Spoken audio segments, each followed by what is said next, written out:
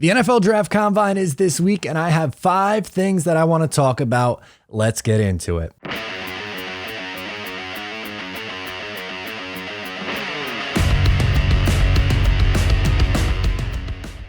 Hey, what's going on? I'm Ed O'Leary back with another video, and today I'll be talking about 5 different things that we will be looking for if you're the New York Jets. Now, before we get started today, I just want to mention that you can follow me on social media at Matt O'Leary NY. If you haven't already, please make sure to subscribe to the Just Jets podcast, wherever it is that you get your podcast, and also using some new equipment today, so bear with me and for the next little bit here as I kind of get some settings worked out. We have a new camera, so hopefully it looks nicer, or eventually it's going to end up looking nicer, but it's a little bit of a work in progress, so I appreciate you guys sticking with me through this process as I get everything set up and situated correctly. So let's hop into today's video. I'm going to talk about 5 storylines to watch from the Combine this week. The first is Kayvon Thibodeaux. I don't care about any of the drills that he does this week. Doesn't impact my decision on him or feeling on him in the slightest. But do you know what will? I can tell you how he interviews. That is going to be the biggest thing for Kayvon Thibodeaux, is how do you interview? How does the league view him and all that stuff? Because we saw, a good example with the Jets not too long ago, Ja'Kai Polite, which was, pretty rough, actually. If you remember correctly, Ja'Kai Polite was someone who was supposed to go in the first round, ended up going to the Jets in the 3rd round because of how bad he performed at the Combine and how poorly he interviewed throughout the entire process. So this stuff matters. And with Kayvon Thibodeaux, like I said, the talent level is there. It's really all about, at this point, how do you interview? That's the biggest thing for me there. Number 2 on my list, Drake London. What is his 40 time? Now, I think 40 times can be at times a little bit overrated. But with Drake London, what I'm looking to see is, are you a high 4.5 guy? Are you someone who's running in the 4.6s? Or I even heard somewhere this week that some think he's going to run like a 4.7, which is just flat out bananas. But if he can stay in the 4.5s, I think he's fine. I think that's more than capable. He's never going to be a burner. He's never going to be a speedster, but you're kind of just monitoring what he can be. Is he only going to be a jump ball threat? If that's the case, if I'm the Jets, then I'm not taking him at 10. I can tell you that much. But if he runs maybe a little bit better than expected, you could say, okay, this guy can do a little bit more than just, I don't know, be a red zone threat, be a deep ball threat, not get any separation whatsoever. So that's absolutely something I think we should all be keeping our eyes on when it comes to London and projecting what he is going to do at the next level here. Number 3 on my list is George Karloftis. A little disappointed with this one. He is not going to be working out at the NFL Draft Combine. And I think he only could have improved his stock because he is this physical freak, right? This monster athlete.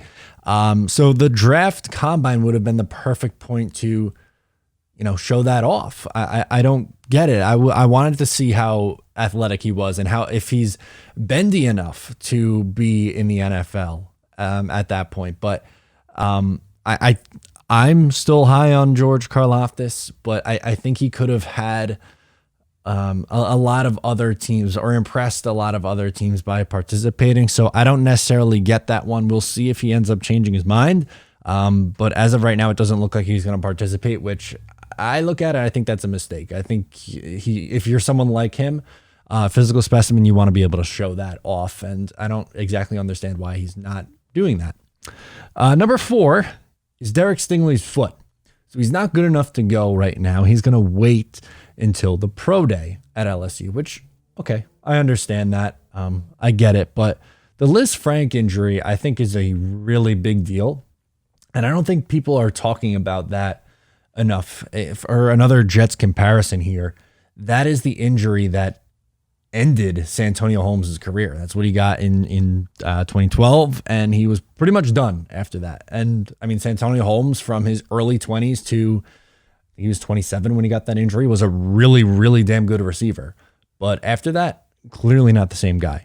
So that scares the life out of me in terms of just overall drafting and expectations wise. So I don't see how anyone could possibly remotely pick him 4th overall. Even at 10 is a stretch. I would take Sauce Gardner at corner before I would take Derek Stingley. And I know there's a lot to like about Derek. Like, he seems like the perfect mold of a corner, but that injury, man, is not good. It's frightening. So we'll see. Clearly, he's not good enough to go, but that is absolutely a storyline from this week. And I think it's something that at least the Jets should keep in mind with what their process is here. And then last, but certainly not least, this is just a player I think who's going to impress and rise up the board, not necessarily into the first round, but linebacker Brandon Smith from Penn State. Originally, I feel like when we were first doing mock drafts around November or so, he was, someone who's going to be at the top of the second round as a linebacker. And then now I feel like he kind of fell a little bit, but I think his draft stock is going to come back up because of the athleticism that's going to be on display from him this week. He's someone who's really good in coverage, which I think teams value. And just his athletic profile, I think, is going to be on display in some of these drills here. And I think he's going to be a name that we see go back up the board and maybe make his way back into the second round here. And the Jets clearly need a linebacker. Mumbo's been a name that's been brought up a lot. Leo Chenal's been a name that's been brought up a lot. But maybe Brandon Smith ends up being that guy. And I think, his name is going to come back up for Jet fans. He's someone that I've, I guess, shied away from a little bit over the last couple of months. But I'm curious to see how he performs this week.